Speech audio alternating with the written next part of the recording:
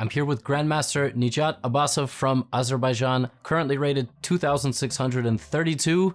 He is we were discussing right before we went live, top 5, maybe top 10 in Azerbaijan, the runner-up for the World Cup spot and qualifying sort of in a strange fashion for the candidates, but here you are, the candidates. How's it feeling? First of all, thank you so much for joining me. Yeah. How's it feeling to be in Toronto? First time in Canada. Yesterday I had a little tour, just trying to get used with the time zone and with the weather, because now it's sunny in Baku and here it's a bit cold, and in 2 days they promise snow. Yeah, trying to get trying to get used with all this vibe. Otherwise the tournament, everything like starting, it's a bit excitement in here, so all good.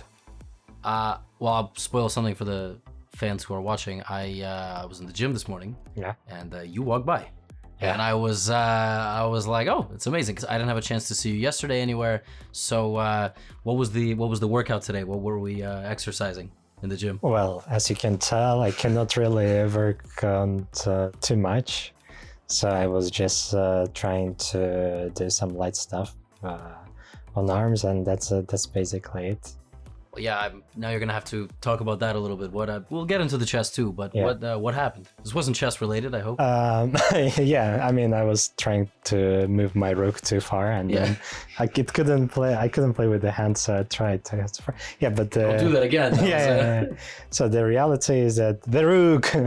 But the reality is that I mean, they all told me to improve my physical shape, and I listened to everyone, so I was trying to do some gym and play some football, as they call it in US, soccer. Yeah. But I prefer football. Yeah, it's football. Well, in Canada, so. Yeah.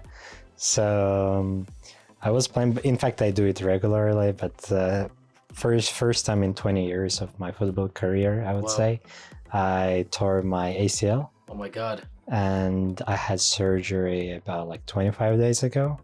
So yeah, now I'm here recovering. My doctor says within 15 days I should be able to get rid of this one, which is somewhere around in like the mid-tournament where everyone gets tired. I will just start walking properly.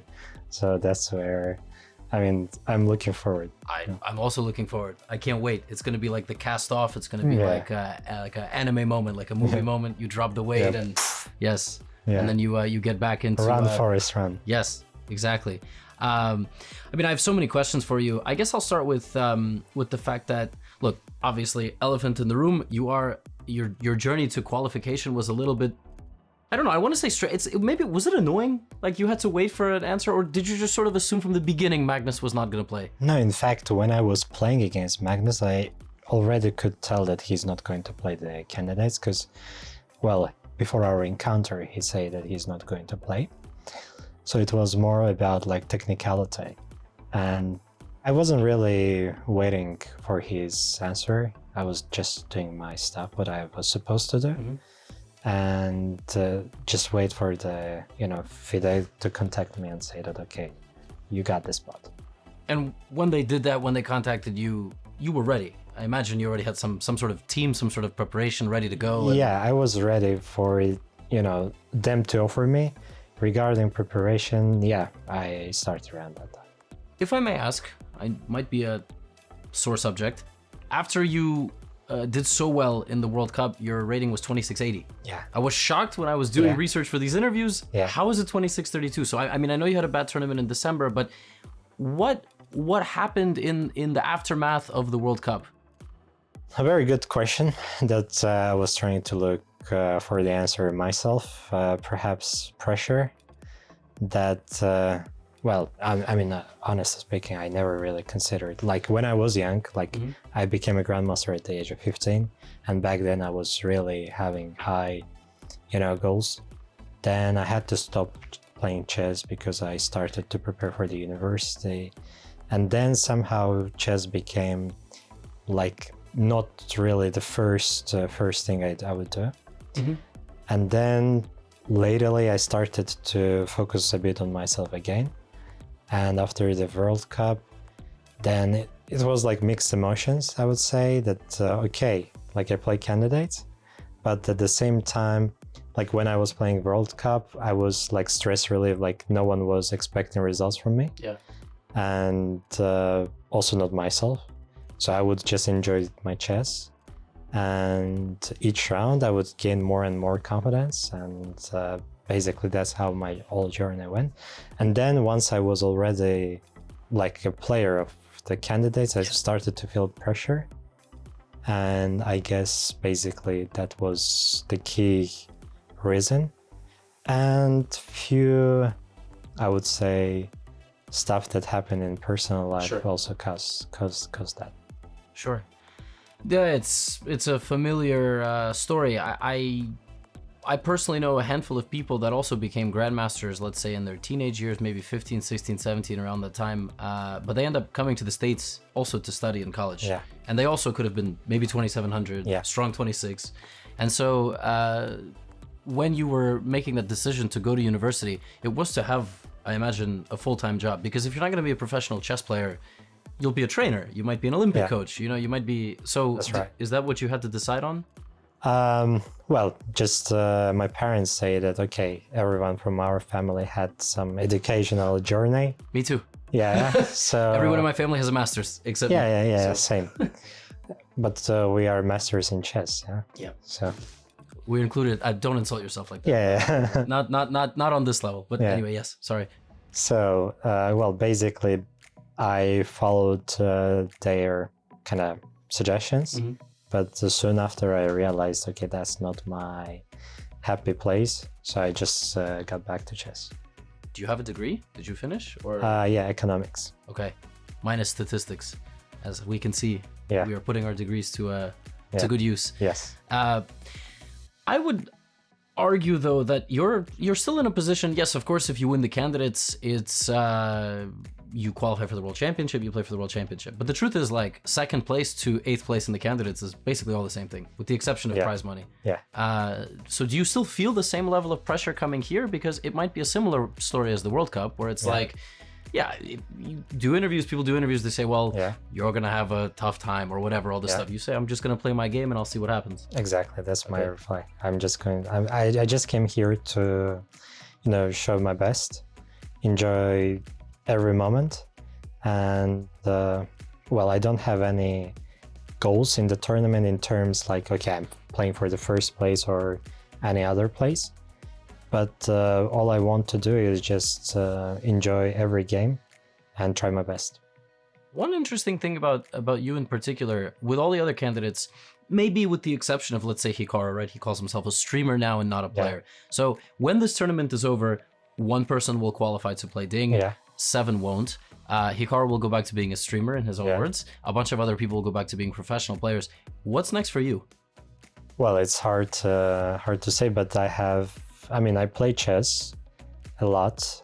I mean, just since the World Cup, for some reason, I reduced the number of games. Mm-hmm. Otherwise, 2022 and until World Cup, I think I played about 200 games. Wow. Or within like 2 years.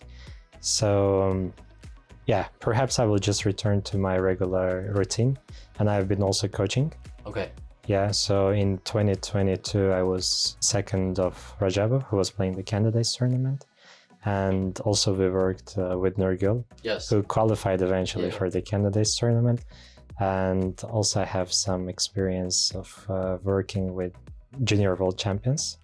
So maybe there will be new stars rising. Okay. So, amazing. Contributing to their basically growth. I mean, nowadays the guy just became GM at 12. So incredible, yeah. Yeah, I mean, it's kind of sick. and he's only fourth youngest. Yeah, fourth youngest. I know. I have a lot of experience with those guys, like playing Bullet. On the I have records. I think I have a score with Firouzja from maybe 4 years ago, which is like 11 wins, 15 losses, because it's all 30-second chess. And this is when you have to beat them. In fact, 4 years ago, you say, right? Yeah. So 4 years ago, he was already pretty much like 27. Yeah, but it's the same story with any of these kids. You play and you look at their profile and they're 12 from Turkey or something, and they're already super good. You obviously love chess and you're very good at it.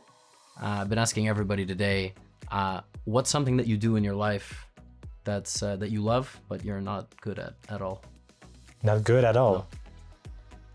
Well, I mean, I would say football because I really love it. I cannot say that I'm very bad on it, but now I might be. I can say. Well, definitely, perhaps some video games. Okay. I like playing, but I'm definitely not good. What do you play?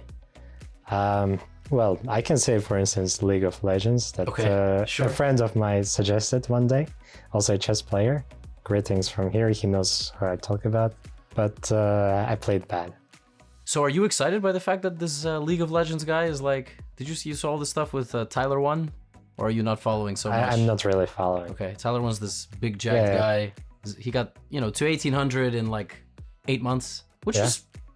I mean, that's pretty good. I'd like to think it's quite impressive, especially for an adult. Yeah. It's not as good as the trajectory of some of the other people, but I think it's pretty impressive. I've asked everybody today also, if you had to eat a food for the rest of your life, one food, what would it be? Well, I like Vietnamese cuisine. Okay. So, well, I could say, for instance, well, in terms of soups, I would say pho. Okay. But it's heavy. I should go with something more light, since it's for the rest of my life. Well, maybe summer rolls. Okay. Yeah. Not Can I change like the flavor? Probably. Yeah, Like probably. sometimes with shrimp, sometimes with tofu. Technically, we'll take it. We'll take it. I okay, like it. okay. I'm shocked you didn't. Not like some home cooked like azeri. Like just it's. No, I like also azeri. Like it's definitely top cuisines for me. But yeah, Vietnamese has just also some chess player kind of introduced me this cuisine. I'm thankful to him about that. Pho is great. Banh mi is great. I'm actually going to look if there is a Vietnamese. Yeah, it's food. amazing Vietnamese food, like all around. Okay. Every time I'm here, I try to have Perfect. some. So I'll let you go. I know you have stuff to do tonight. I'm not gonna say what. I mean, I know you told me, but Yeah. the fans will just stay wondering and be mysterious. I guess any final thoughts for the folks back home? Yeah. I'll let you address them.